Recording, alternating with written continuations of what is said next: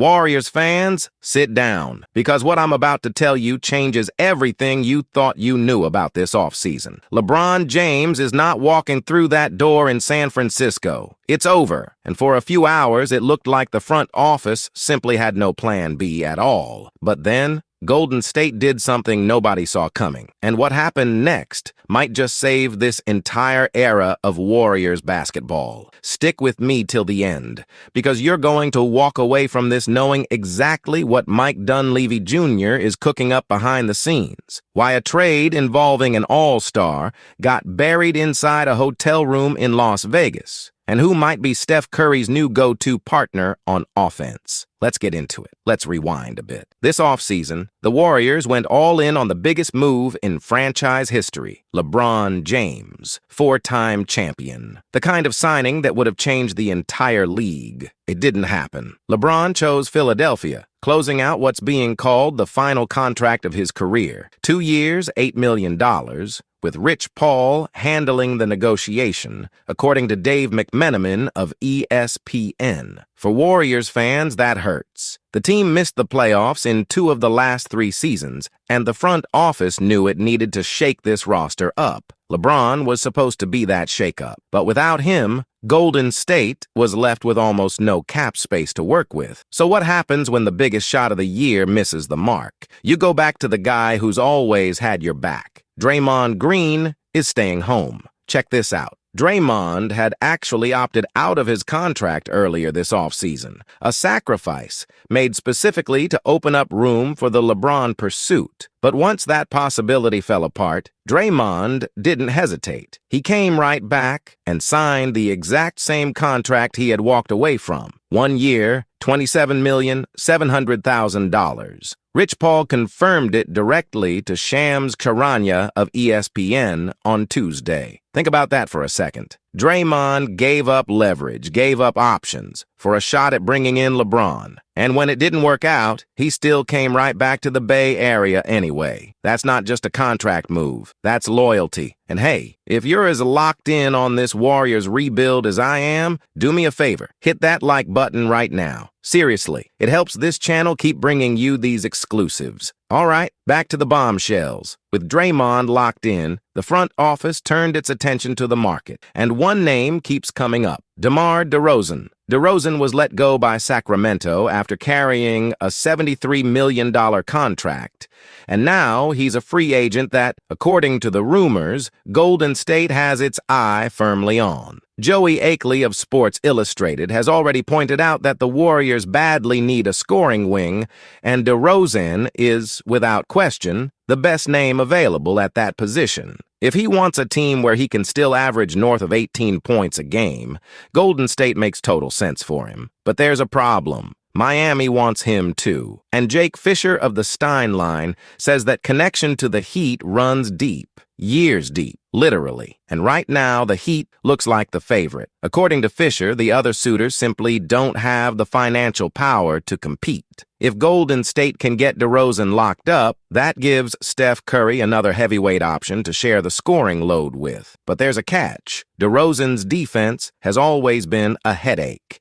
and that's a real concern for a team trying to get back to competing at the highest level in the playoffs. And now, here's the part that should have every Bay Area fan paying close attention. If DeRozan slips away to Miami, the Warriors have a card up their sleeve: Bradley Beal. Beal only played 6 games last season after suffering a hip fracture that ended the rest of his year. It's a risky bet, but if he can get back close to the form he had in 2024-25, when he averaged 17 points a game while shooting nearly 50% from the field and almost 39% from 3, that's a huge find. Akeley himself called Beal a decent consolation prize if DeRozan picks another team. And don't forget, this is a guy who's already earned $342 million over his career. If Golden State can lock him up for a friendly price and get a healthy version of Beal, that's real floor spacing and another scoring weapon next to Curry. The risk is obvious. Injuries have followed him for years, but the upside could be exactly what this roster is missing. Beal would help fill part of the gap left by Jimmy Butler, who's still recovering from that torn ACL he suffered back in January, an injury that ended his season and required surgery. Before he got hurt, Butler was averaging 20 points, 5.6 rebounds, and 4.9 assists a game.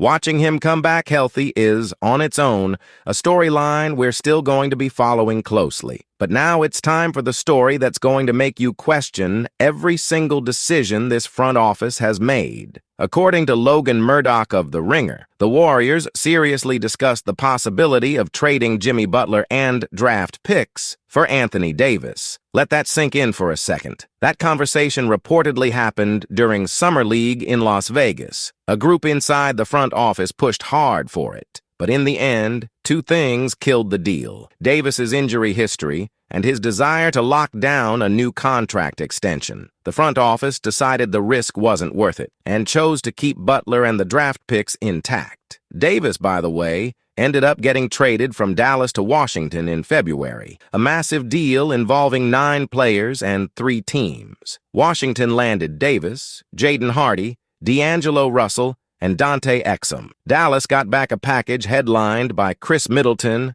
A.J. Johnson, and 5 combined draft picks. And here's the detail. Davis wasn't even ready to get back to practice right after arriving in Washington. His availability has always been a recurring issue in his career. So maybe, just maybe, the Warriors dodged a bullet here. But that's not even the most controversial decision this front office made this year. Murdoch also revealed that Golden State had a real chance to go after Jaylen Brown before the trade deadline in February. Brown, a 5-time All-Star and 2024 Finals MVP, the kind of player who could carry a franchise for the next decade. And the Warriors passed. Why? Because the front office couldn't agree internally on whether Brown was the right player to lead this team once the Steph Curry era eventually comes to an end. Brown stayed in Boston through the rest of the season before getting traded to Philadelphia in July in a deal that sent Paul George and 4 draft picks back to the Celtics. And pay attention to this, Brown just put together the best season of his career, averaging 28.7 points per game. In other words, the Golden State front office now has to live with 2 massive what-ifs: Anthony Davis and Jaylen Brown, 2 All-Stars, both available, both turned down. So here's where things stand right now. LeBron is gone, Draymond is back, DeRozan might end up in Miami, Beal is the risky plan B, and 2 trades involving All-Stars, Anthony Davis and Jaylen Brown, were on the table, and both got turned down. Golden State is betting everything on cheap, high-upside pieces around Steph Curry instead of making one more move for a heavyweight star. So was that the right call, or did this front office let 2 franchise-changing opportunities slip right through their fingers?